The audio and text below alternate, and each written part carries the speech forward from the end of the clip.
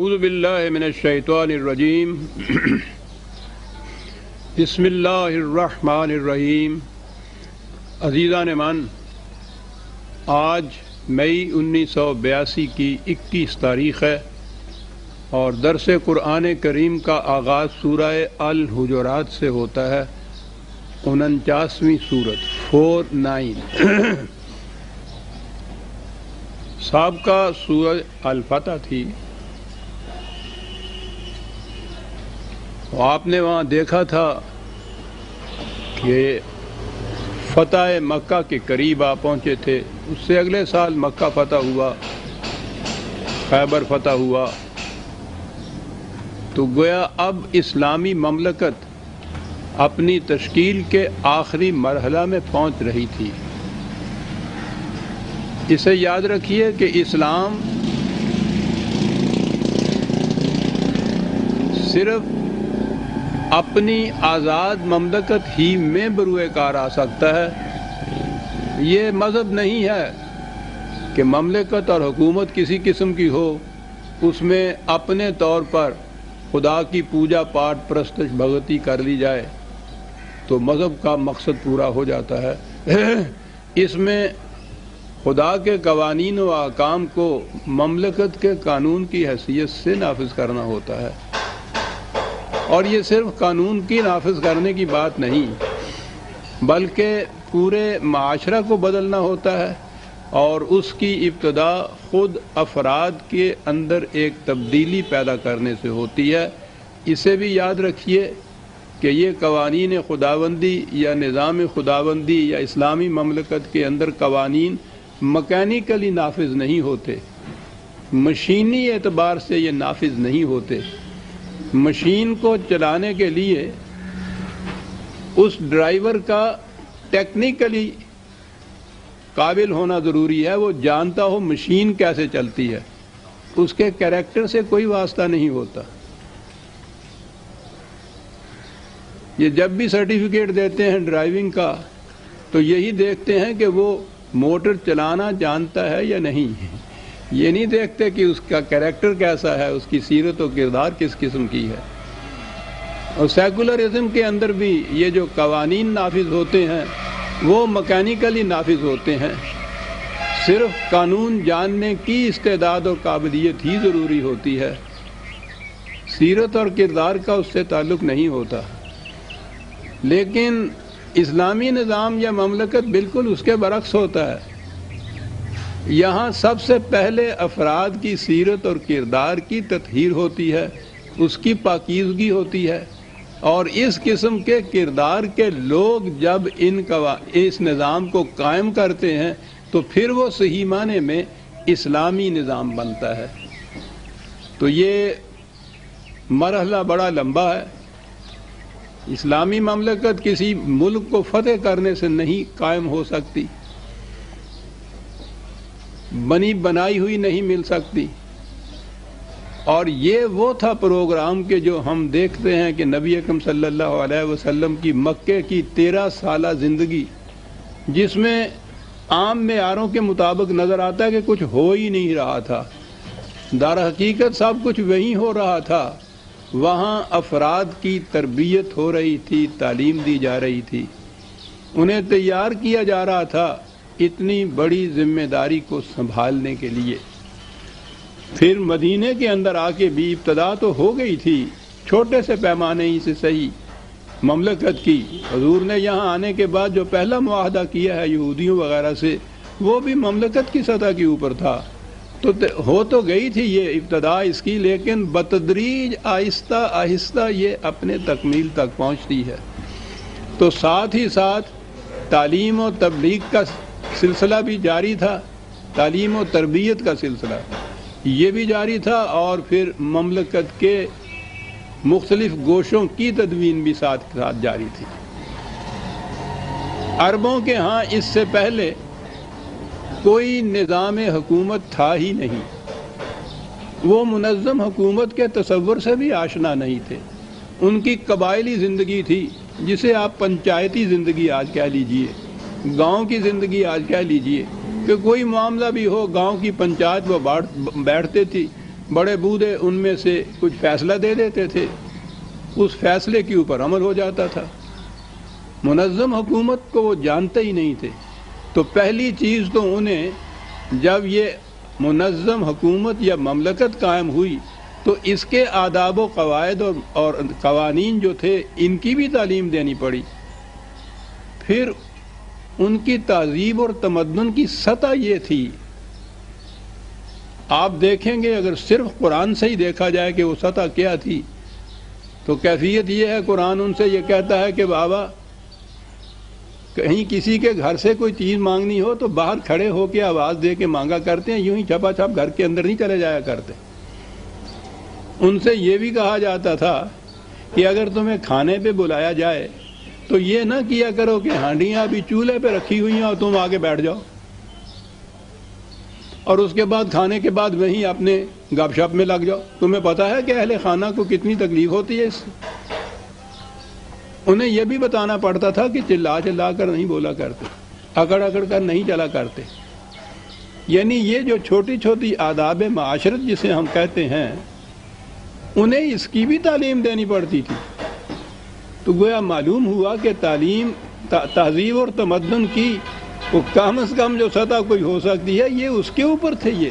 یہی لوگ تھے یہ عرب کہ جو اسلام لائے، اور پھر اس تعلیم اور تربیت کا نتیجہ یہ تھا کہ ہزارہ سال پر مشتمل ایران اور روما کی تہذیبیں ان کے ہاتھوں سے یہ نہیں کہ الٹ پلٹ ہو گئیں بلکہ ان کی جگہ ایک صحیح ایسا نظام تہذیب و تمدن قائم کیا کہ جس کی روشنیاں آج تک دنیا کے اندر جاری ہیں انہی عربوں کے ہاتھوں۔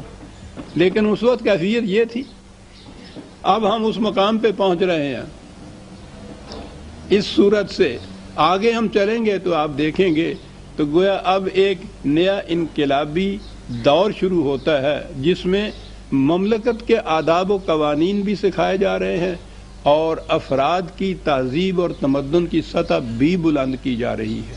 یہ دونوں قسم کے احکام اب آپ کو ملیں گے اور اس کی ابتدا سورہ الحجرات سے ہوتی ہے۔ حجرہ تو آپ جانتے ہیں چیمبر یا کمرے کو کہتے ہیں، حجرات اس کی جمع ہے۔ تو اس اعتبار سے آگے بات آئے گی کہ اس سورت کا نام ایک لفظ آئے گا یہی حجرات کا۔ ابتدا ہوتی ہے یا ایھا الذین آمنوا لا تقدموا بین یدی اللہ ورسولہ واتقوا اللہ ان اللہ سمیع علیم۔ پہلی ہی آیت میں ایک منظم حکومت کا بنیادی قاعدہ یا قانون جو ہے اسے سامنے لائے گئے۔ اس سے پہلے میں نے عرض کیا ہے نا کہ ان کی زندگی بالکل انفرادی زندگی یا زیادہ سے زیادہ قبائلی زندگی، پنچایتی زندگی تھی۔ لیکن اب تو ایک مملکت ہے، ایک جماعت ہے منظم، اس کا ایک سربراہ ہے، اس کے قاعدے ہیں، قانون ہے۔ شورائیت سب سے پہلے اس کا بنیادی قاعدہ تھا، مشورہ کیا جاتا تھا، اس مشورے کے بعد سربراہ مملکت فیصلہ لیتا تھا، اس فیصلے کو نافذ کیا جاتا تھا، اس کا اتباع ضروری تھا۔ تو پہلی بات تو ان سے یہ کہی کہ جب تک یہ فیصلہ نہ ہو جائے اس مرکز کی طرف سے کسی معاملہ کے متعلق یوں ہی کوئی قدم نہ اٹھا لیا کرو، اپنے ہی طور کے اوپر فیصلہ کر کے کہ اس میں یہ ہونا چاہیے اور آپ اس کے اوپر عملی اقدام بھی شروع کر دیں۔ انتظار کیا کرو۔ اب یہ معاملہ ایک نظم و نسق کے تابع طے ہوں گے یہ معاملات جو ہیں، اور اس کا یہ طریق ہوگا کہ سربراہ مملکت امت کے مشورے سے کوئی فیصلہ لے گا اور اس فیصلے کے اوپر کاربند ہوا جائے گا۔ یہ جو ہے کہ لا تقدموا بین یدی اللہ ورسولہ، یعنی ان کے فیصلے سے پہلے ہی کوئی فیصلہ نہ کر لیا کرو اور کوئی قدم نہ اٹھا لیا جائے۔ پہلی چیز تو یہ کہی۔ یہاں ایک اصطلاح آئی ہے، میں سوچ رہا ہوں کہ وہ اس مقام کے اوپر اس کی تفسیر تو نہیں بیان کی جائے گی، بڑی اہم چیز ہے۔ اللہ اور رسول کا یہاں لفظ آیا ہے۔ اللہ اور رسول کے فیصلے سے پہلے ہی تم لوگ کوئی قدم نہ اٹھا لیا کرو۔ اللہ اور رسول، یہ کیا ہے اصطلاح؟ یہ وہ اصطلاح ہے کہ جس کے صحیح مفہوم سے اسلامی نظام کی ساری کنہ اور حقیقت سمجھ میں آئے گی، اور مذہب میں اس کے غلط مفہوم سے یہ تمام انتشار اور خلفشار اور اختلاف اور افتراق جو قوم کے اندر ہے وہ اس کی وجہ سے ہے۔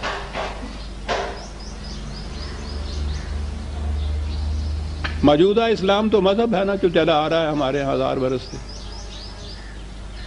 اطیع اللہ و اطیع الرسول، اطاعت کرو اللہ کی اور اطاعت کرو رسول کی۔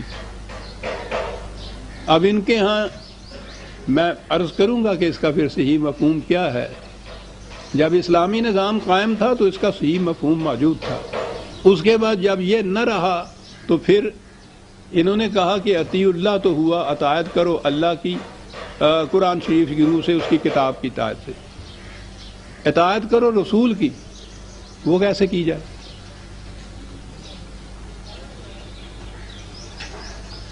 اس ضرورت کے ماتحت رسول اللہ صلی اللہ علیہ وسلم کی طرف منسوب کردہ ارشادات جنہیں احادیث یا روایات کہا جاتا ہے، ان کے مرتب کرنے کی، جمع کرنے کی ضرورت پیش آئی۔ اس سے پہلے یہ جمع ہی نہیں تھی کسی جگہ،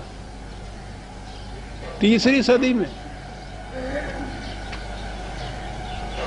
اس لیے کہ اطیع الرسول کا مفہوم نہیں سمجھ میں آتا تھا کہ کس طرح سے اطاعت کرے رسول کی۔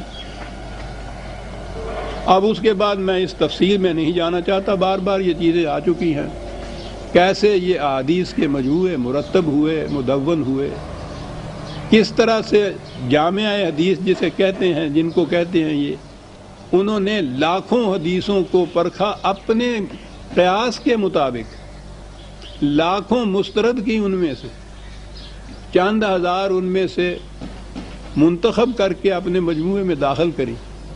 ظاہر ہے کہ ان کے لیے نہ تو خدا کی کوئی سند تھی، نہ رسول کی کوئی سند تھی کہ فی الواقعہ یقینی طور پر رسول اللہ کے ارشادات ہیں۔ پھر حدیث کی مختلف کتابوں میں ایک دوسرے سے اختلاف تو ایک طرف، خود کسی ایک مجموعے کو بھی اٹھا کے دیکھیے، اس میں باہمی اختلاف ملے گا۔ آپ کو یاد ہوگا پچھلے درس میں نے یہ عرض کیا تھا، اختلاف اس قسم کے، یعنی اعتقادی یا تصوراتی یا نظریاتی اختلاف کی بات تو اور ہوتی ہے، وہ تو ایبسٹریکٹ ہوتی ہے۔ تاریخی واقعات کے متعلق اختلاف میں نے بتایا تھا کہ بخاری کے مجموعے میں یہ جو صلح حدیبیہ ہے، اس میں ایک روایت میں تو یہ کہا گیا ہے کہ قریش نے منع کر دیا تھا کہ ہم مکے میں داخل نہیں ہونے دیں گے، مکے سے باہر ہی ان کے ساتھ معاہدہ ہوا تھا کہ اگلے سال آئیے تو ہم آپ کو اجازت دیں گے، اور وہیں سے واپس آ گئے تھے صحابہ۔ اور وہیں دوسری روایت یہ ہے کہ اسی سال قریش نے اجازت دے دی تھی، حضور بمع جماعت کے 3 دن مکے میں رہے تھے، وہاں یہ سب کچھ کیا تھا اور پھر واپس آئے تھے۔ ایک مجموعے میں ساتھ کے ساتھ 2 روایتیں ہیں، اور یہ تو تاریخی بات ہے، ان میں اتنا تضاد ہے، تو احکام میں یا عقائد میں یا نظریات میں جو اختلافات ہیں ان کا تو پوچھیے نہیں۔ یہ ہیں وہ اختلافات جو مٹ ہی نہیں سکتے۔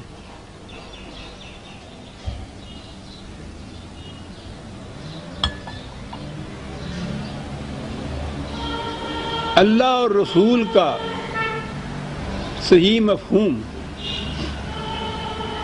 مجھے یاد آ گیا، آپ کو انتظار کرنا پڑے گا شاید 1 ہفتے کا، اور یہ جو اگلے ماہ کا طلوع اسلام آ رہا ہے اس میں میرا ایک بڑا مفصل مضمون آ رہا ہے، شاید 40-50 صفحات پر مشتمل ہے۔ اس میں نے بتایا ہے کہ اللہ اور رسول کی اصطلاح کا مفہوم کیا ہے قرآن کی روح سے، کیونکہ میں نے عمر بھر کے تجربے کے بعد میں اس نتیجے پہ پہنچا کہ جب تک اس کا صحیح مفہوم، قرآنی مفہوم متعین ہو کر ذہن میں نہیں آئے گا، کوئی ایک قدم بھی آپ کا بالاتفاق اجتماعی طور پر متفقہ علیہ مسلمانوں کا نہیں اٹھ سکے گا۔ اختلافات رہیں گے اور اپنے اپنے فرقے کے مذہب یہاں ہوں گے، اسلام نہیں ہوگا، مسلمانوں کا کوئی متفق علیہ نظام حکومت تک نہیں بن سکے گا۔ تو اس کے لیے تو آپ انتظار کر لیجئے. آپ سوچ لیجئے کہ یہ موضوع کتنا پھیلا ہوا ہے کہ میں نے عرض کیا کہ اس پہ شاید 40-45 صفحے میں وہ مضمون آیا. اس وقت میں صرف اتنا عرض کر دینا چاہتا ہوں کہ قرآن کی روح سے اس اصطلاح کا مفہوم ہے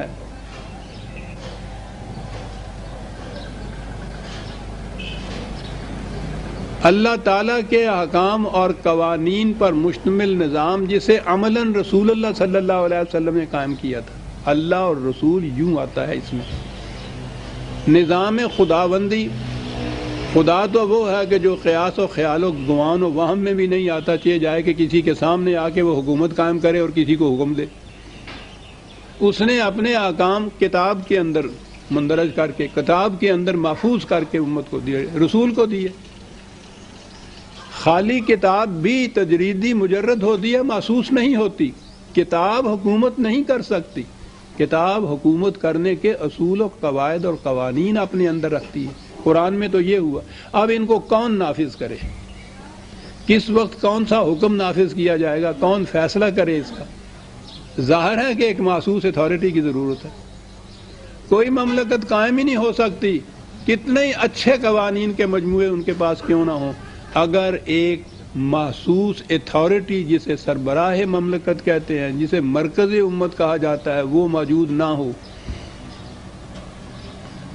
یہ ہے حیثیت سب سے پہلے نبی اکرم صلی اللہ علیہ وسلم کی, سب سے پہلی اسلامی مملکت کے سربراہ جو خدا کے احکام و قوانین کو نافذ کرنے کی ذمہ داری لیے ہوئے تھے. تو اس وقت تو آپ اجمالاً اس بات کو سمجھ لیجئے کہ یہ اللہ اور رسول کی اصطلاح جو آئے گی قرآن میں, تو یہ نظام اسلامی کے لیے آئے گی, اس کے سربراہ کے لیے آئے گی, اس مملکت کے فیصلوں کے لیے آئے گی. یہ ہے اس کا عملی مفہوم. اب بات صاف ہو گئی کہ ان سے کہو کہ اللہ اور رسول کے آواز سے, اللہ اور رسول کے فیصلے سے پہلے ہی کوئی قدم نہ اٹھا لیا کریں, انتظار کیا کریں. اللہ اور رسول کا فیصلہ کیا ہوا؟ اسلامی مملکت کا فیصلہ, اسلامی نظام کا فیصلہ. اب ان کو یہ ایک نظم و ضبط کی مملکت کے تابع رہنے کی تعلیم دی جا رہی تھی, تربیت دی جا رہی تھی کہ اب یہ بات نہیں جیسے پہلے تھا کہ جس طرح سے کسی کا جی چاہا اس نے پہلے ہی فیصلہ کر لیا اور کرنا شروع کر دیا جو کام جی چاہے. اب یہ نہیں ہوگا, اب انتظار کرنا ہوگا کہ مرکز مملکت کی طرف سے کیا حکم صادر ہوتا ہے. یہ اصطلاح ہمارے ہاں اس کا کوئی دوسرا ترجمہ نہیں ہو سکتا تھا. قرآن کی اصطلاح یاد رکھیے اپنی ہے. یعنی آپ حیران ہوں گے کہ مجھ سے بھی آپ گزشتہ 25-30 سال سے قرآن کے قوانین سنتے چلے آ رہے ہیں. عام کہا بھی جا رہا ہے, قانون کا لفظ ہی قرآن میں نہیں ہے. حکومت خداوندی, اسلامی حکومت سنتے چلے آ رہے ہیں آپ, حکومت کا لفظ ہی قرآن میں نہیں ہے. حکم کا لفظ تو ہے, اس معنی میں حکومت, نظام خداوندی, نظام اسلامی, نظام کا لفظ ہی قرآن میں نہیں ہے. حتیٰ کہ عدالت تک کا بھی لفظ نہیں ہے. یہ ہمارے زمانے کی اصطلاحات ہیں, قرآن کی اپنی اصطلاحات ہیں. قرآن کی اصطلاح میں اس نے جب اللہ اور رسول کہا ہے, بڑی ہی جامع اصطلاح ہے. اس میں سب سے بنیادی چیز تو اللہ کی حکومت آ گئی. لیکن اللہ کی حکومت انسانوں کے ذریعے سے اس دنیا کے اندر قائم ہوگی, اور سب سے پہلے قائم کرنے والے رسول اکرم صلی اللہ علیہ وسلم تھے. تو اس دور کے لیے قرآن نے یہ اصطلاح اپنی وضع کر کے نافذ کی, اللہ اور رسول کا حکم, یعنی نظام خداوندی کا حکم جو سربراہ مملکت نبی اکرم صلی اللہ علیہ وسلم کی وساطت سے طے ہوتا تھا اور نافذ کیا جاتا تھا. اب بات صاف ہو گئی. کیا جماعت مومنین, اب تمہاری زندگی پہلے کسی تشدد اور افتراق کی زندگی نہیں رہی. نظم و ضبط کے تابع اب تم آ گئے, ایک نظام حکومت قائم ہو گیا. اب جو معاملہ بھی پیش ہو اس میں انتظار کرو کہ مملکت کی طرف سے, حکومت کی طرف سے کیا فیصلہ صادر ہوتا ہے. اس سے پہل نہ کرو، اس سے پہلے ہی کوئی فیصلہ نہ کر بیٹھو، نہ کوئی عملی قدم اٹھاؤ۔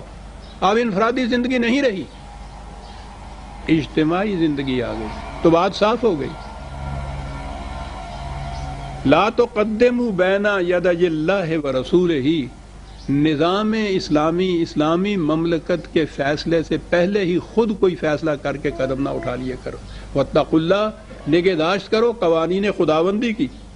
دیکھیے بنیاد وہی ہے، قوانین خداوندی، احکام خداوندی کا نافذ کرنا، لیکن اس کی عملی شکل یہ ہے کہ وہ ایک نظام حکومت کے تابع نافذ ہوں گے۔ واتقوا اللہ، اور یہ وہ خدا ہے کہ جو سب کچھ سنتا بھی ہے، جانتا بھی ہے، وہ دیکھتا ہے کہ تم فیصلے کس طرح سے کرتے۔ اسی کے بعد اگلی آیت آ گئی کہ یا ایھا الذین آمنوا لا ترفعوا اصواتکم فوق صوت النبی ولا تجہروا لہ بالقول کجہر بعضکم لبعض ان تحبط اعمالکم وانتم لا تشعرون۔ پھر یہ دوسرا، اسی کے ضمن میں دوسری چیز یہ ہے، وہاں تو یہ تھا کہ پہل نہ کرو تم کسی معاملے میں، انتظار کرو۔ یہاں یہ ہے کہ کسی فیصلے سے بالا نہ تمہارا فیصلہ ہو جائے۔ بلند ترین فیصلہ، بلند ترین آواز نبی کی آواز ہوگی۔ اب یہاں ہے کہ یہاں آواز کے معنی یہ وائس جس کو ہم آواز کہتے ہیں یہ نہیں ہے کہ ان کی آواز سے اونچی آواز نہ نکالا کرو۔ یہ تو ایک مملکت کا فیصلہ ہو رہا ہے، آواز کے معنی فیصلہ ہوتے ہیں۔ اس فیصلے کے اوپر تمہارا کوئی فیصلہ نہیں ہونا چاہیے، اس کے تابع تمہیں چلنا ہے۔ اب اس لیے یہ جو قانون یہاں سے نافذ ہوگا، خدا کا قانون جو تمہارا رسول نافذ کرے گا، اس کی بالادستی کو قبول کرو، اس کی حاکمیت کو قبول کرو، اسی کی اطاعت کرو۔ اس سے بالا تمہارا اپنا کوئی خیال یا فیصلہ نہیں ہو سکتا۔ پھر یہ بھی نہ ہو کہ جب مشورہ کرنا ہے تو ایک دوسرے میں چیخ چاخ کے اور ادھر ادھر شور مچا کے اور اس کے بعد اٹھ کے چلے جاؤ۔ مجلس مشاورت کا آداب بھی سکھائے گئے۔ آپ نے دیکھا ہوگا، وہ تو 1400 سال کی بات ہے، جاہلیت عرب کی بات کر رہا ہے قرآن، جس میں تہذیب نہ تمدن۔ آج کے دور میں آپ آ جائیے اور اپنے مختلف کسی قسم کی مجالس کو ذہن میں لائیے، جہاں کوئی مسئلہ پیش ہو اور مشورہ بھی کرنا ہو، 2-4 منٹ تک تو انتظار کرتے ہیں یہ سننے والے کہ کسی ایک کی بات سن لیں، اور اس کے بعد ایک بول رہا ہے، ایک ادھر سے کچھ کہہ رہا ہے، وہ دوسرا اس کہتا ہے چپ کر، وہ کہتا تینوں کی بھائی ہوئی ہے یہ چپ کر، اور ساری مجلس جڑی ہے وہ چپ کراؤں چ لگ جاتی ہے کہ وہ بغدہ پہ رہتا ہے، اور اس کے بعد مجلس برخاست ہو جاتی ہے۔ بیشتر مجالس آپ نے دیکھی ہوں گی کہ معاملہ دیر باز کے بعد ایک دوسرے سے شور بجانا شروع کر دیتے ہیں اور کوئی فیصلہ ہی نہیں ہو پاتا۔ اگر وہ اس قسم کے متشابہات محکمات تک نہ پہنچیں، یعنی وہ فساد تک نہ بھی پہنچیں، تو مجلس تو برخاست ہو جاتی۔ وہ بالقول کا جہر بعضکم لبعض، جس طرح سے تم آپس میں باتیں کرتے ہوئے شور مچایا کرتے تھے نا اور اٹھ کے چلے جایا کرتے تھے، وہ انداز نہیں مجلس مشاورت میں ہوگا۔ آداب مجلس یہ ہے کہ یہ دیکھو کہ وہ جو تمہارے ہاں کا مرکز ہے، نبی ہے، رسول ہے، جو کنڈکٹ کر رہا ہے مجلس کو، اس کا فیصلہ کیا ہے، تم بولو بھائی، خاموش رہو بھائی، جی ہاں کیا فرمایا آپ نے۔ یہ آداب مجلس بھی سکھانے پڑ رہے تھے ان کو کہ یوں ہی شور مچا کے اٹھ کے نہ چلے جایا کرو۔ ان تحبط اعمالکم، تمہارا کرتا کیا کرایا سب کچھ غارت ہو جائے گا۔ ہوتا ہے نا غارت۔ آئی ذہن میں آپ کے نقشے کچھ ان مجلسوں کے جس میں اس قسم کے معاملے پیش ہوتے ہیں؟ میری تو زندگی گزر گئی اسی کے اندر۔ اسی لیے کہا کرتے ہیں کہ مسلمانوں کو جمہوریت راس ہی نہیں آ سکتی، ان کو ابتدائی آداب جمہوریت جو ہیں وہ بھی نہیں ابھی آتے۔ مجلس میں شور مچ جاتا ہے اور اٹھ کے چلے جاتے ہیں، اور پھر چلے جا رہے ہیں، اور 10-20 بھی ہیں، 10-20 اپنی اپنی باتیں کرتے چلے جا رہے ہیں، اونچی اونچی آواز سے کرتے چلے جا رہے ہیں، ایک دوسرے کو تان، ایک دوسرے پہ تعریض، ایک دوسرے کی تنقید، اور کوئی معاملہ طے نہیں پہنچا۔ ان کی تو پارلیمان کے اندر وہ آپ زیادہ آپ جو بنگلہ دیش کہتے ہیں مشرقی پاکستان کے اندر سپیکر کو مار ہی دیا تھا حال کے اندر. کرسیاں تو روز چلتی. آج 20ویں صدی میں جب باقی دنیا کے آداب محافل ان کے سامنے ہیں، ان کی کیفیت یہ ہے. 1400 سال پہلے کا عرب جو اس سے آشنا ہی نہیں تھا، اور مختلف قبائل کے لوگ اکٹھے کیے ہوئے ہوتے تھے ایک مجلس کے اندر، ان کو یہ بھی سکھانا پڑتا تھا کہ مشاورت کے آداب کیا ہیں. آپ نے غور کیا کہ رسول کی ذمہ داریاں کتنی عظیم اور کتنی کٹھن منزل تھی آپ کے لیے. یہ کچھ سکھانا پڑتا تھا. ابھی دیکھیے اور آگے بات ہے کیا کچھ سکھانا پڑتا تھا ان لوگوں کو. ان الذین یغضون اصواتهم عند رسول اللہ اولئک الذین امتحن اللہ قلوبهم للتقوی. یاد رکھو بات تو میں سمجھا دی گئی. تو جو لوگ یہاں بیٹھے ہوئے رسول کی آواز سے اپنی آواز کو نیچے رکھیں گے، ترجمہ یہی ہے. اور بات آپ نے سمجھ لی کہ آواز کو نیچے رکھنے کے معنی کیا ہیں. یہ وہ لوگ ہیں کہ جن کو خدا خالص کر لے گا اس مقصد کے لیے. یہ ہیں جو خالصتاً تیار ہوں گے اس مقصد کے لیے. یہ چیزیں سیکھنی پڑیں گی تمہیں، ان پر عمل پیرا ہونا پڑے گا. یہی ہیں وہ چھوٹی چھوٹی سی باتیں جن سے یہ پتہ چلے گا کہ تم خلوص نیت سے اس مملکت کے اندر آ رہے ہو یا فتنہ و فساد پیدا کرنے کے لیے آ رہے ہو. یہ امتحان جسے کہتے ہیں، محنت جس سے آئے، اس کے معنی ہوتا ہے کسی چیز کو خلوص کر دینا، غلط کو صحیح سے الگ کر دینا، کھوٹے کو کھرے سے الگ کر دینا. اس میں آپ دیکھیں گے اس صورت میں اور آگے بھی آئیں گی یہ باتیں، بڑی چھوٹی چھوٹی سی باتیں آپ کو نظر آئیں گی. یعنی یہ کہنا کہ گھر کے باہر آواز دے کے چیز مانگا کرو، آپ یہ کہیں گے کہ یہ تو بڑی چھوٹی سی بات ہے. لیکن اس سے یہ نظر آتا ہے کہ اس دور کے وہ مسلمان، یہی لوگ مسلمان ہوئے تھے نا، ان کی سطح معاشرتی کیا تھی کہ ان کو یہ بھی بتانا پڑتا تھا کہ کسی گھر سے کوئی چیز مانگنی ہو تو باہر کھڑے ہو کے مانگا کرتے ہیں. کھانا کھانے کے لیے آتے ہیں تو پہلے ہی نہیں آپ بیٹھتے. اس سے اہمیت پتہ چلتی ہے نبی اکرم صلی اللہ علیہ وسلم کے اس انقلاب کی جو حضور لائے ہیں. اس سطح کے اوپر وہ لوگ تھے اور ان کو اس سطح پہ پہنچا دیا کہ ان کے قائم کیے ہوئے جو سلطنت اور حکومت کے نظریات اور تصورات ہیں، شمع راہ بنتے چلے آ رہے ہیں دنیا کے لیے. صاحب ان لوگوں کے قرآن کی احکام، رسول اللہ کی تربیت، یعلمہم الکتاب والحکمہ ویزکیہم، کتاب اور حکمت کی، دلائل کی، تدبر کی، شعور کی تعلیم دیتا ہے اور ان کے ان صلاحیتوں کو نشو و نما دیتا ہے جو انسان کی صلاحیتیں ہیں. لہم مغفرۃ واجر عظیم. یہ ہیں جن کو نقصانات سے کیا ازالہ بھی ان کا ہو جاتا ہے اور پھر اس کا عظیم اجر بھی ساتھ ملتا ہے. اب آئی اگلی بات. ان الذین ینادونک من وراء الحجرات اکثرهم لا یعقلون. کہنے لگا ان میں سے یہ لوگ جو تمہارے گھر سے باہر ہی کھڑے ہو کے چلانا شروع کر دیتے ہیں، آوازیں آپ کو دینی شروع کر دیتے ہیں. پھر انتظار کرو وہ باہر آئیں گے تو آپ کی بات سن لیں گے. نہیں، باہر کھڑے ہیں دعائی مچا رہے ہیں. میں بار بار عرض کروں کہ بتایا یہ جا رہا ہے، مقصود یہ ہے قرآن کا ان چیزوں کے بیان کرنے سے کہ ان لوگوں کی معاشرتی سطح کیا تھی. ہم لا یعقلون نے بات بتا دی کہ یہ کوئی جرم اور گناہ کی بات نہیں، بلکہ کہا یہ جا رہا ہے کہ ان کی عقلی سطح بھی ایسی تھی کہ خود یہ بھی نہیں سمجھ سکتے تھے کہ باہر کھڑے ہو کے چلا کے کسی کو نہیں بلانا چاہیے، آہستہ سے دستخط دے دینی چاہیے، کھٹکھٹا دینا چاہیے، کسی سے ہاتھوں پیغام پہنچانا چاہیے، ورنہ انتظار کرنا چاہیے. یہ بھی انہیں وحی کے ذریعے سمجھانا پڑ رہا تھا کہ کسی کو بلانا ہو تو باہر کھڑے ہو کے چلایا نہیں کرتے. پھر میں عرض کروں کہ ان واقعات کے بیان کرنے سے قرآن کا مقصد یہ ہے کہ یہ سطح تھی ان لوگوں کی جن کے ہاتھوں یہ انقلاب عظیم برپا کرایا گیا، اور ہمارے آپ کے لیے قیامت تک کے لیے، یعنی ہم تو اس جاہلیت کی سطح سے بھی پیچھے پہنچے ہوئے. اس لیے ہمارے لیے یہ ابدی حقائق ہیں قرآن نے جو بیان کی ہیں، چھوٹی چھوٹی سی باتیں نہیں ہیں۔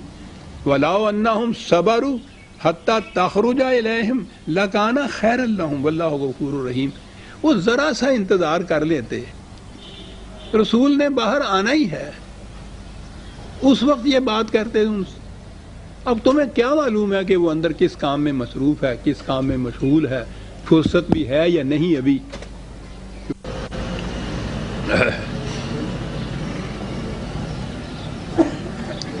پھر عرض کر دوں کہ بظاہر بڑی چھوٹی چھوٹی سی باتیں نظر آئیں گی، در حقیقت میں نے کہا کہ دو مقصد ہے، ایک تو ان لوگوں کی معاشرتی عقلی شعوری سطح، اور دوسرے ہم لوگوں کے لیے ابدی طور کے اوپر ان میں آداب معاشرت، آداب حکومت مضمر ہے ان احکام کے اندر، ہمارے لیے بھی ان کے اندر تعلیم اور سبق آموزی کے سامان موجود ہیں۔ اس کے بعد ایک بڑی اہم بات ہے، یا ایھا الذین آمنوا ان جاءکم فاسق بنبأ فتبینوا ان تصیبوا قوما بجہالۃ فتصبحوا علی ما فعلتم نادمین۔ اور میں سمجھتا ہوں کہ یہ تو وہ ایک تلقین کی بات یا تعلیم کی بات ہے، اس کے لیے تو ہمارے ہاں کلاسز قائم ہونی چاہیے سر۔ کہا یہ ہے کہ اگر کوئی شخص فساد پھیلانے والا کوئی دوسرا پیٹرن اختیار کیے، فاسق اس کو کہتے ہیں، تم میں سے نہیں، وہ آ کے کوئی خبر پھیلائے، کوئی بات کرے، سرگوشی کی چیز ہو، تو اس بات کو لے کے اڑنا جایا کرو، اس کو اڑانا دیا جائے گا، پھیلانا نہ شروع کر دیا جائے اس بات کو۔ تحقیق کرو پہلے اس کی کہ وہ صحیح ہے، تحقیق کے بعد اگر اس نتیجے میں پہنچو صحیح ہے۔ اور میں ابھی عرض کرتا ہوں کہ باقی احکام اس ضمن میں کیا ہیں۔ آپ نے احساس کیا کہ یہ کتنی اہم چیز ہے۔ ہمارے ہاں جتنی خرابیاں، فساد، دنگے، بربادیاں پیدا ہوتا ہے، اس چیز سے پیدا ہوتا ہے کہ کوئی بات جو ہم سے آگے کرتا ہے، کبھی تحقیق نہیں ہم اس کی کرتے، اور پھر تو یہ تو ہماری عام ایک نفسیاتی کیفیت ہے۔ کسی کی کوئی اچھی بات آپ کے کہے کہ صاحب وہ بڑے منصب مزاج ہے، بڑا اچھا حاکم آ گیا، بڑی اچھی چیز ہے، دو تین فکرے تو آپ سنیں گے اس کے، اور اس کے بعد آپ اس کے حق میں جو کہا جا رہا ہے تنگ آئیں گے۔ وہ کہنے لگے میاں اس گول وچوں نہ پھول، تینوں کی پتا اندروں کی ہے، وہیں سن ہی نہیں سکتے کسی کی تعریف کی بات، کسی کی نیکی کی بات، میاں بڑے بڑے دیکھے، اس کے بعد پھر پتہ چلتا ہے آدمی کو کیا ہوتا ہے۔ ایسے ہی نہیں کسی کے حق میں کہے، اور جو اس کے خلاف کوئی کہنے والا آتا ہے تو پھر کان لگا کے اچھا یہ ہمیں کچھ پہلے ہی اندازہ ہو رہا تھا کہ یہ جو بہت نیک بنتا پھر رہا ہے نا، میاں صاحب کا پتہ نہیں اندر سے کیا بات ہوتی ہے۔ یہ لوگ بھی کچھ اس کے متعلق ایسا، اچھا تو پھر کیا ہوا، کیا کہ ہاں لگے ہوئے ہیں طلسم ہوش ربا کی طرح، مزہ لے لے کے یہاں سے سنا وہاں جا کے بیٹھ گیا۔ میاں کچھ سنا تم نے؟ میں نے سنا نہیں۔ یہ صاحب جو ہے نا بہت بنے پھرتے ہیں، ان کے متعلق کچھ سنا؟ میں نے نہیں سنا۔ ویسے ہمیں کیا اس سے واسطہ، اس کی گور میں ہم نے جانا ہے، اپنی گور میں جانا، لیکن ایک بات ہے جو آئی ہے جس کے لیے تو میں نے کہا، اور میں بتاتا ہوں، آپ کسی سے ذکر نہ کرنا تم نے اس بات کا، ہمیں کیا اس سے غرض ہے۔ اور پھر لگے چلے، اور شام تک دیکھیے سارے شہر میں ڈنڈورا پٹ جائے گا، اور متعین طور پر کوئی نہیں بتا سکے گا کہاں سے بات چلی تھی۔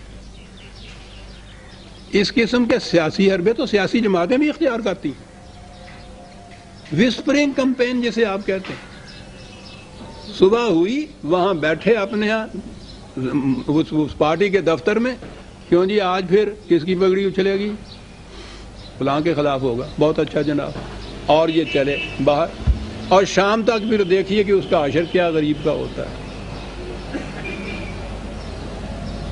غور فرمایا آپ نے کتنا اہم ہے یہ جو تعلیم دی جا رہی ہے۔ قرآن کہتا ہے، بات پہلی تو اس نے یہ کہی تھی کہ جب کوئی فاسق کوئی خبر لائے تو اس کو یوں نہ پھیلایا کرو کہ جہالت کی، پھر وہ آیا بے جہالتن، یہ سطح بتائی جا رہی ہے کہ جہالت سے تم اس قسم کی حرکت کر بیٹھو کہ اس سے تمہاری قوم کو نقصان پہنچ جائے اور پھر تمہیں آخر میں شرمندہ ہونا پڑے، ندامت اٹھانی پڑے کہ یہ کیا ہو گیا، میں نے کیوں کر دیا۔ صاحب میرا مقصد تو یہ نہیں تھا، اصل میں بڑے بھولے مان کے پھر کہتے ہیں مقصد تو یہ نہیں تھا، مقصد یہ نہیں تھا تو تحقیق کیوں نہیں کر دیا آپ نے؟ عزیزان من، ایک قرآن کریم کا تلقینی حکم جسے کہا جاتے ہیں وہ اگر ہمارے سامنے ہو، اس قوم کے سامنے ہو، سینکڑوں فتنے مٹ سکتے ہیں اس قوم کے۔ اور وہ حکم یہ ہے 17/36 17/36 حکم دیا جاتا ہے وَلَا تَقْفُ مَا لَيْسَ لَكَ بِهِ عِلْمٌ، جس بات کی خود تحقیق نہ کرو اس کے پیچھے مت چلا کرو۔ کہتا ہوں اتنے کے اوپر ہی اگر یہ قوم کاربند ہو جائے تو آپ دیکھیے 20 فتنے مٹ سکتے ہیں۔ لا تقف ما لیس لک بہ علم ان السمع والبصر والفؤاد کل اولئک کان عنہ مسئولا۔ یاد رکھو تمہاری نگاہوں سے، تمہارے کانوں سے، تمہارے دل سے پوچھا جائے گا کہ تم نے اس بات کو آگے پہنچانے سے پہلے خود تحقیق کر لیا تھا کہ یہ صحیح ہے؟ مسئول باز پس جس سے ہو، مواخذہ جس سے ہو، جو ذمہ دار قرار پائے۔ تمہاری آنکھیں، کان، زبان، قلم، ہاتھ، عقل، شعور، دل، ہر ایک سے باز پرس ہوگی کہ تم نے اس کے متعلق تحقیق کر لیا تھا۔ یہ ہے قرآن کا حکم۔ اس ایک حکم کے اوپر ہی اگر ہمارا یہ معاشرہ، ہماری یہ قوم کاربند ہو جائے، آپ دیکھیے کہ کم از کم 50% فتنے تو وہیں دب سکتے ہیں آپ کے۔ ایسی بات اگر آئے، مملکت قائم ہو، منظم طریق ہو، یعنی یہ جو چیز اپنے طور پہ تحقیق کرنا، اس کے لیے تو ضرورت نہیں ہے کہ کوئی نظام حکومتی ہو تو اور حکم دیا جائے آپ کو تو اس کے ماتحت ہی آپ کریں، یہ تو انفرادی طور پہ کرنے کی چیز ہے۔ اب آئی نظام حکومت میں کیا کیا جائے؟ 4/83 4/83 وَإِذَا جَاءَهُمْ أَمْرٌ مِّنَ الْأَمْنِ أَوِ الْخَوْفِ أَذَاعُوا بِهِ وَلَوْ رُدُّوهُ إِلَى الرَّسُولِ وَإِلَى أُولِي الْأَمْرِ مِنْهُمْ لَعَلِمَهُ الَّذِينَ يَسْتَنبِطُونَهُ مِنْهُمْ لَوْلَا فَضْلُ اللَّهِ عَلَيْكُمْ وَرَحْمَتُهُ لَاتَّبَعْتُمُ الشَّيْطَانَ إِلَّا قَلِيلًا۔ کہا ان کی کیفیت یہ ہے، ان کی حالت یہ ہے کہ کوئی بات ان تک کوئی پہنچ جائے صحیح کسی طرح سے، وہ اسے پھیلانا شروع کر دیتے ہیں۔ کہا کرنا یہ چاہیے امور مملکت سے متعلق، معاشرے کے متعلق، ملک کے متعلق کرنا یہ چاہیے کہ اس کو یکیے رسول اور اولی الامر 2 لفظ آئے ہیں یہاں، اس کی تشریح بھی آپ کو ملے گی اس مضمون میں میرے۔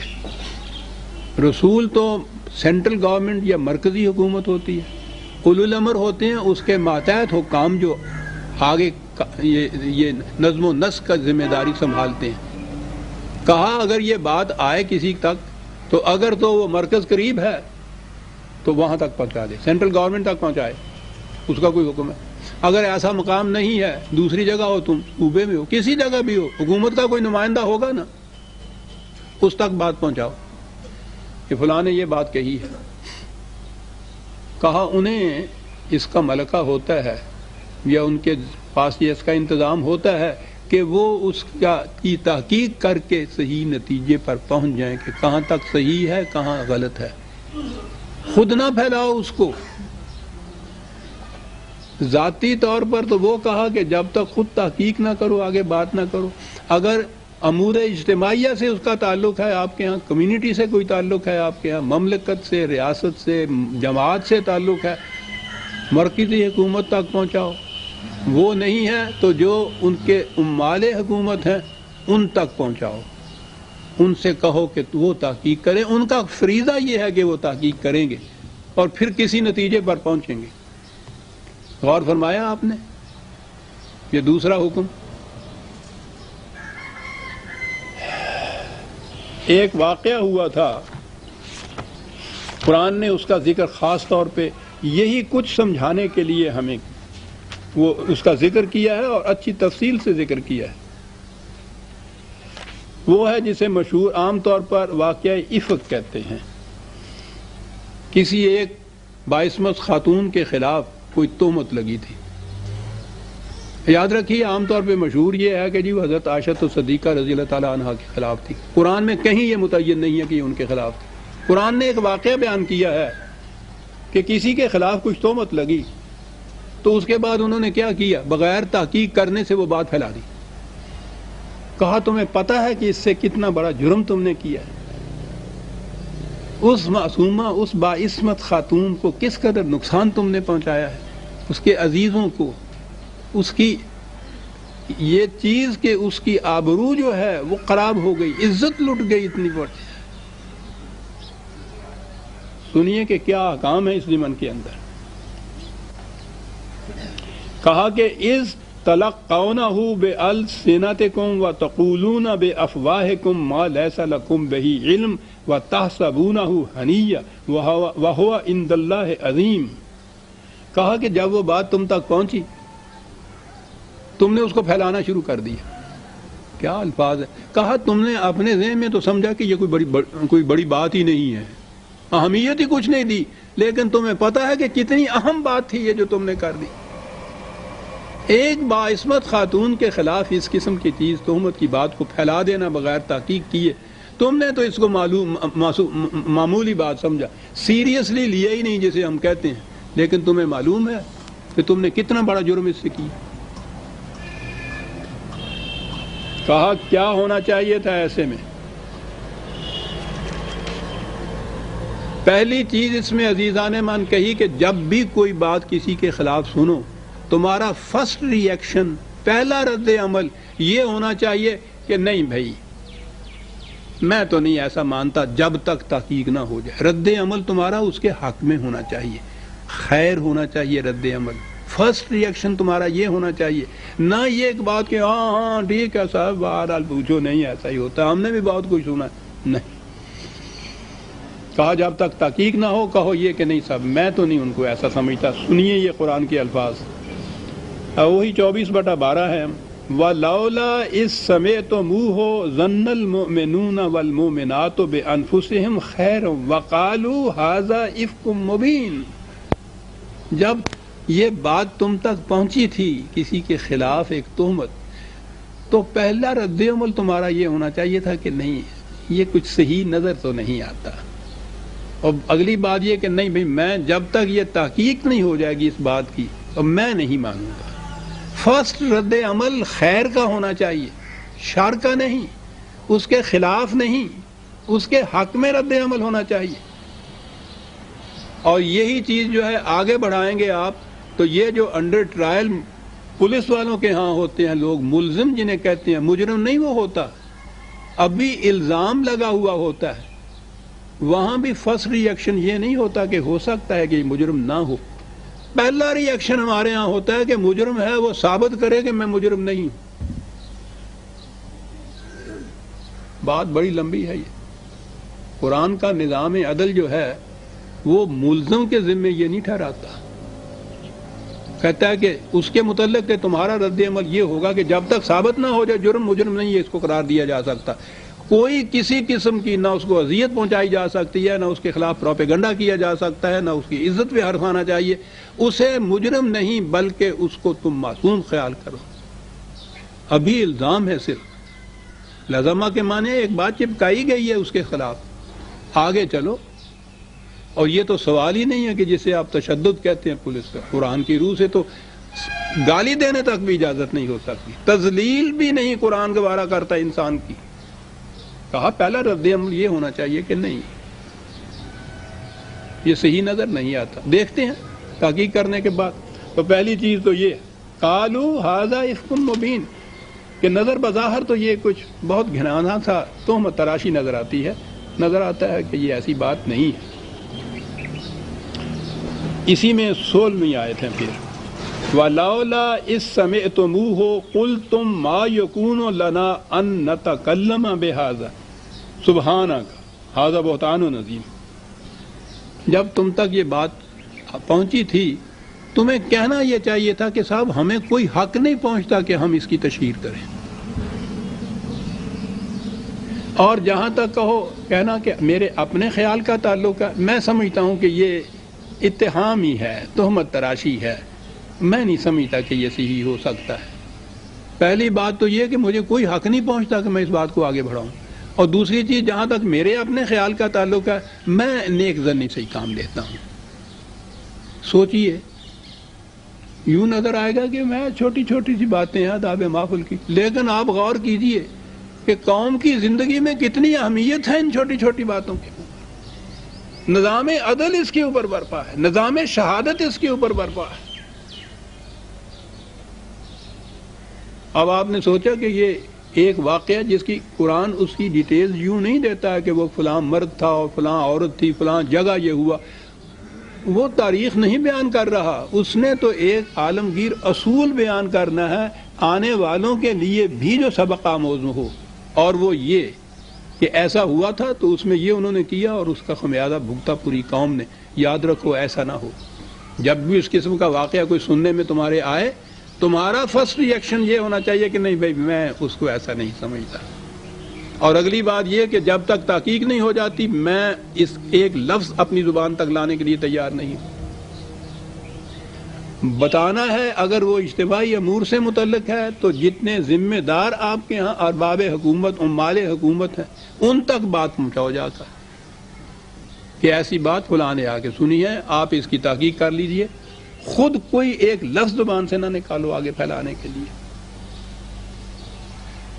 غور فرمایا کہ انہیں کس قسم کی تربیت دی جا رہی تھی، ان کی سطح کیا تھی اور تربیت کیا دی جا رہی تھی۔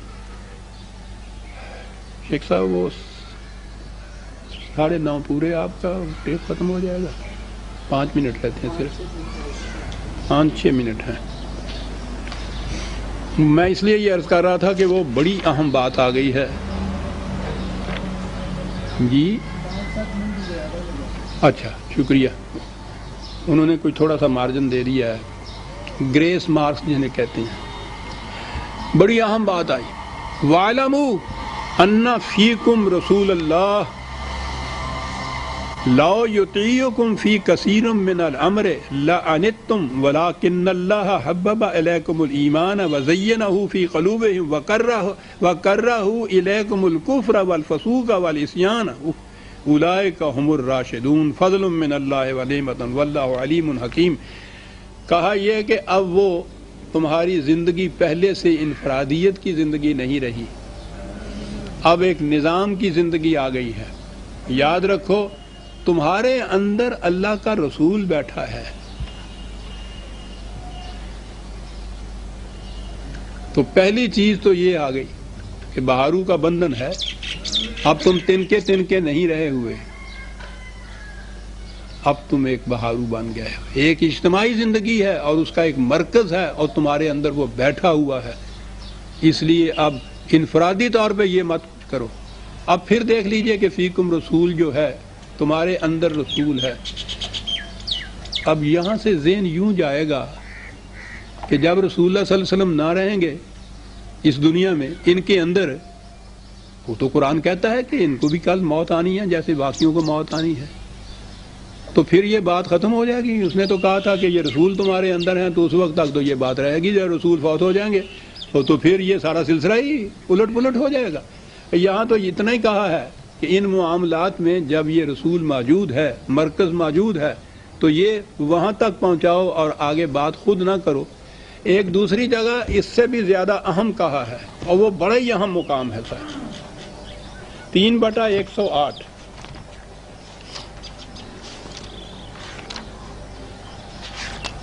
بڑا اہم مقام ہے عزیزان ایمان، اور وہاں سے بڑی ٹھوکریں لگی ہیں لوگوں کو۔ 3/100، 8 نہیں۔ وَكَيْفَ تَكْفُرُونَ وَأَنْتُمْ تُتْلَى عَلَيْكُمْ آيَاتُ اللَّهِ وَفِيكُمْ رَسُولُهُ۔ کہا تم کیسے کافر ہو سکتے ہو، تم کیسے دین کو چھوڑ سکتے ہو؟ دو باتیں ہیں تمہارے پاس، ایک تو کتاب اللہ موجود ہے اس کے احکام تمہارے سامنے پیش کیے جاتے ہیں. کتاب اللہ موجود ہے پہلی بات, وَفِيكُمْ رَسُولُهُ, اور تمہارے اندر اس کا رسول بیٹھا ہے. تو پھر تم کیسے کافر ہو سکتے ہو؟ تم کیسے اس دین کو چھوڑ سکتے ہو؟ تو گویا یہاں سے ہوا دو شرطیں ہو گئی. ایک تو وہ قرآن ہے جو پیش کیا جاتا ہے, اگلی چیز یہ ہے تم میں رسول ہے, موجود ہے. تو اب یہاں سے وہ بات پیدا ہوئی جو ہوتی چلی آ رہی ہے, اور پوچھو نہیں کتنی باتیں اس کے ہوتی ہیں کہ یہ تو قرآن نے مشروط قرار دیا ہے, فیکم رسول, تمہارے اندر رسول ہے, اور جب رسول اللہ نہ رہیں گے تو پھر تو یہ نظام ہی ختم ہو جائے گا. کیف تکفرون کہا ہے کہ تم کیسے کافر ہو سکتے ہو جب کہ رسول تمہارے اندر موجود ہے. جب نہیں رہے گا تو پھر کہہ دیا نا کہ پھر اس کا امکان ہے نا تم کافر ہو جاؤ, کیونکہ ایمان تو مشروط تھا دو چیزوں سے. قرآن رہے جزدانوں میں بند, جب فیکم رسول نہیں رہا تمہارے اندر رسول, تو پھر تو معاملہ ہی ختم ہو گیا. اور فرمائیے یہ سطحی مفہوم لینے سے بات کہاں جا پہنچی. لیکن یہ تو قرآن ہے. یہی سورہ آل عمران کی یہ آیت نمبر 100 تھی, اور اسی میں آیت نمبر 143 میں یہ کہہ دیا کہ سن لیجئے جو بار بار ہم کہتے ہیں کہ تمہارے اندر رسول ہے, تو تمہارے ذہن میں یہ بات نہ پیدا ہو جائے کہ اس کے معنی یہ ایک پرسن ہے, یہ ایک شخص ہے, یہ ایک انسان ہے جو تبھی زندگی جیتا ہے اور تبھی موت کل کو مر بھی سکتا ہے, جا بھی سکتا ہے. تو تم یہ نہ سمجھ لو کہ یہ اس کی ذات سے وابستہ ہے سارا نظام, یہ چلا گیا تو یہ سلسلہ درہم برہم ہو جائے گا. عزیزان مان اسی صورت میں چند ہی آیتیں آگے جا کے کہا وَمَا مُحَمَّدٌ إِلَّا رَسُولٌ قَدْ خَلَتْ مِن قَبْلِهِ الرُّسُلُ أَفَإِن مَّاتَ أَوْ قُتِلَ انقلبتم عَلَىٰ أَعْقَابِكُمْ. یاد رکھو محمد بھی اسی قسم کا ایک رسول ہے جیسا کہ اس سے پہلے رسول آتے رہے اپنا پروگرام پورا کر کے اس دنیا سے چلے جاتے رہے. تو کل کو اگر یہ بھی مر جائے یا قتل کر دیا جائے تو تم یہ سمجھو گے کہ یہ تو اس کی ذات کے ساتھ وابستہ تھا سارا نظام. یہ جب نہیں رہا, وہ نظام بھی نہیں رہا, تو پھر تم اپنے اسی پرانے عہد جاہلیت کے نظام کی طرف پلٹ جاؤ گے. یہ کہہ کہ یہ تو اس کی ذات کے ساتھ تھا. کہا کہ یاد رکھو وَمَن يَنقَلِبْ عَلَىٰ عَقِبَيْهِ فَلَن يَضُرَّ اللَّهَ شَيْئًا. اگر کوئی یہ سمجھتا ہے اور پھر کہتا ہے کہ یہ تو اس کی ذات سے وابستہ تھا, وہ نہیں رہا تو نظام بھی نہیں رہا, اور پلٹ جائے اگر تو پلٹ جائے گا تو اپنا ہی کچھ نقصان کرے گا, خدا کا نہیں کچھ نقصان کرے گا. بتا دیا کہ رسول اللہ صلی اللہ علیہ وسلم کی وفات کے بعد یہ سلسلہ شیرازہ بکھر نہیں جائے گا, نظام ختم نہیں ہو جائے گا, اسے آگے چلنا ہے. اور اسی لیے قرآن نے اس نظام کو صرف رسول اللہ کے ساتھ وابستہ نہیں کیا, محمد الرسول اللہ والذین معہ ساتھ کہا ہے. اللہ کا رسول یہ محمد اور اس کے یہ رفقا ساتھی جو ہیں, یوں یہ نظام قائم رہتا ہے. جماعت کے ہاتھوں یہ نظام قائم رہتا ہے, شخصیتوں کے بال بوتے پہ قائم نہیں رہتا. شخصیتیں آتی ہیں, شخصیتیں چلی جاتی ہیں. اگر وہ جماعت ایسی تیار کی ہوئی ہے جو خدا کے رنگ میں رگی ہوئی, اسوہ رسول اللہ صلی اللہ علیہ وسلم کے تابع چلنے والی, قرآن کو سمجھنے والی, ان صلاحیتوں کی مالک ہے, تو کسی ایک فرد کا ان میں نہ رہنا کچھ اثر انداز نہیں ہو سکتا نظام پہ.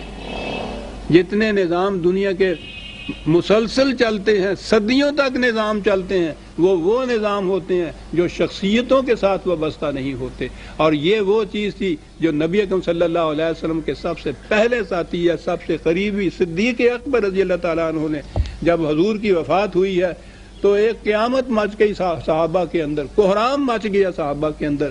وہ لوگ بھی تھے جن کے ذہن میں یہ آیا کہ یہ تو آپ کی ذات کے ساتھ یہ نظام تھا, اب کیا بنے گا, یہ کیفیت ہوئی پیدا. تو اس وقت حضرت ابوبکر صدیق اس انتشار کے عالم کے اندر ممبر پہ کھڑے ہوئے, یہ تھی صداقت عظمیٰ آپ کی. انہوں نے کہا کہ یہ کوہرام کیا مچ رہا ہے. یاد رکھو جو شخص تم میں سے محمد کو اپنا معبود سمجھتا تھا وہ جان لے کہ اس کا معبود مر گیا, اور جو خدا کو اپنا معبود سمجھتا تھا سمجھ لو انہ حی قیوم لا یموت, وہ زندہ ہے, پائندہ ہے, کبھی نہیں مر سکتا. اس لیے کسی ایک شخص کی موت سے اس نظام کا کچھ نہیں بگڑ سکتا. غور فرمایا آپ نے کہ اب وفیکم رسول اللہ کے معنی کیا ہو گئے. کہ یہ نہیں ہے کہ جب تک یہ طبعی طور پر آپ کے اندر یہ شخصیت موجود ہے نظام موجود رہے گا، شخصیت نہیں رہے گی نظام ختم ہو جائے گا، اور اس کے بعد تو ختم نبوت ہے، یعنی پھر اس کے بعد تو کسی رسول نے آنا ہی نہیں ہے، جس رسول کے ساتھ وابستہ تھا وہ چلا گیا، کسی اور نے آنا ہی نہیں ہے، اللہ اللہ خیر صلاح خام خیر ٹنڈورے پٹن رہے ہو اسلام کے حیا کے آپ، یہ معنی نہیں ہے عزیزان مان۔ اسلام لا اسلام الا بالجماعت، حضرت عمر نے کہا تھا کہ اسلام جماعت کے ساتھ وابستہ ہے، اگر وہ جماعت اس رنگ میں چلے آ رہی ہے قیامت تک یہ نظام قائم رہ سکے گا، جماعت نہیں رہے گی اس انداز کی تو پھر یہ نظام جو ہے یہ نہیں رہے گا، پھر کیا ہوگا؟ وہ جو کہا کہ تم میں قرآن موجود ہے وہ تو موجود رہے گا قیامت تک، اگلی بات کیا کرنے کی ہوگی؟ جو بھی اس نظام کو قائم کرنے کا داعی یا مدعی یا خواہش مند ہو اسے ایک جماعت تیار کرنی ہوگی جن کے قلوب اور اذہان کی تربیت اور تعلیم و تطہیر قرآن کے انداز میں قرآن کے رنگ میں کی جائے گی، اسوہ حسنہ نبی اکرم صلی اللہ علیہ وسلم کا سامنے ہوگا، اس سے ایک جماعت تیار ہوگی، پھر یہ نظام قائم ہو جائے گا۔ شخصیتوں کے آنے اور جانے سے اس کا کچھ نہیں بگڑے گا عزیزان مان۔ سورہ الحجرات کی آیت 8 تک بلکہ ہم نے لے لیا، 9ویں آیت سے ہم پھر آئندہ لیں گے۔ ربنا تقبل منا انک انت